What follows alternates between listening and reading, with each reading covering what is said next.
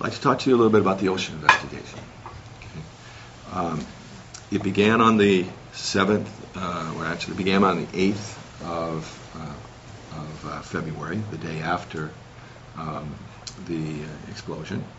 Actually met the first OSHA representative about 4 hours after the event occurred, and began our collaborative work at that point. The investigation has included well over 250 interviews. The company has presented over 30,000 pages of documents. It's been a very intensive process. It hasn't been restricted to the Port Wentworth facility.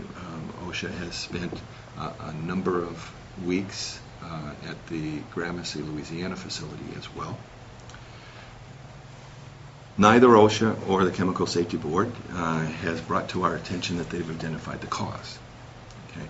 I do believe, sincerely, I've met the leaders of both of these investigative teams, that they would have told us if they had found it, under just moral grounds, that other companies, including ourselves, should know what the cause is if they do, so that we can take immediate corrective action if needed.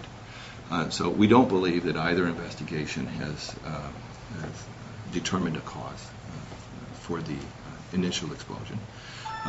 We are keenly aware, with the experts that we have brought in, the investigation that we've done as a company, from the observations of the inspectors, that the damage that you have seen with with the photographs and your observations, as well as the injuries that occurred, was a dust cloud explosion. Okay.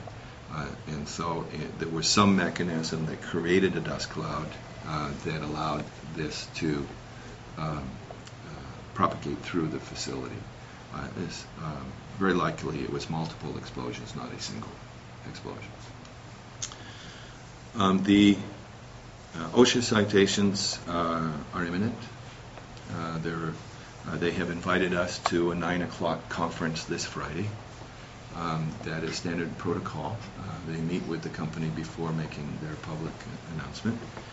And we expect that by Friday afternoon that there will be some form of a press release by OSHA to the media with regard to their findings.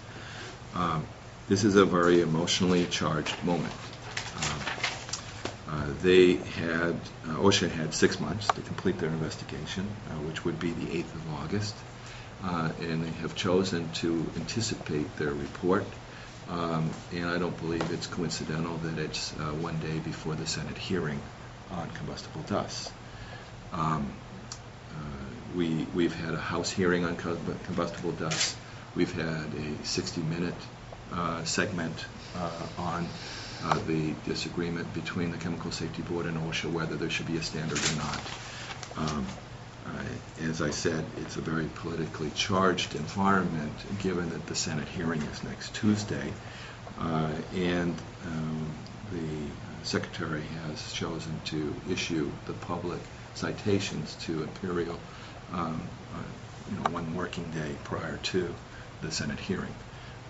There's a chance that Imperial Sugar will become a major topic in the hearing as a result of the timing of the report.